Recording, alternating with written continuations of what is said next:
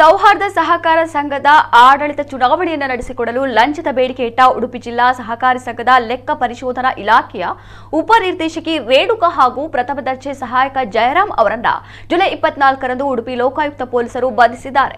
ಸೌಹಾರ್ದ ಸಹಕಾರಿ ಸಂಘದ ಆಡಳಿತ ಮಂಡಳಿ ಚುನಾವಣೆ ಮಾಡಿಕೊಡಲು ತಲಾ 5,000 ರೂಪಾಯಿಯಂತೆ ಒಟ್ಟು 10,000 ರೂಪಾಯಿ ಲಂಚಕ್ಕೆ ಬೇಡಿಕೆಯನ್ನ ಆರೋಪಿಗಳು ಇಟ್ಟಿದ್ದರು. ಈ ಸಂಬಂಧ ಲಂಚ ನೀಡಲು ಒಪ್ಪದ ಶಾಂತಿನಿಕೇತನ ಸೌಹಾರ್ದ ಸಹಕಾರಿ ಮುಖ್ಯ ಕಾರ್ಯನಿರ್ವಾಹಕ ನರೇಂದ್ರ ಈ ಕುರಿತು ಉಡುಪಿ ಲೋಕಾಯುಕ್ತ ಪೊಲೀಸರಿಗೆ ದೂರನ್ನು ನೀಡಿದರು. ಅದರಂತೆ ರೇಣುಕಾ ಉಡುಪಿಯಲ್ಲಿರುವ ತನ್ನ ಕಚೇರಿಯಲ್ಲಿ ಲಂಚದ ಹಣ ಪಡೆಯುತ್ತಿರುವ ವೇಳೆ ದಾಳಿ ನಡೆಸಿದ ಲೋಕಾಯುಕ್ತ ಪೊಲೀಸರು ವಶಕ್ಕೆ ಪಡೆದುಕೊಂಡಿದ್ದಾರೆ.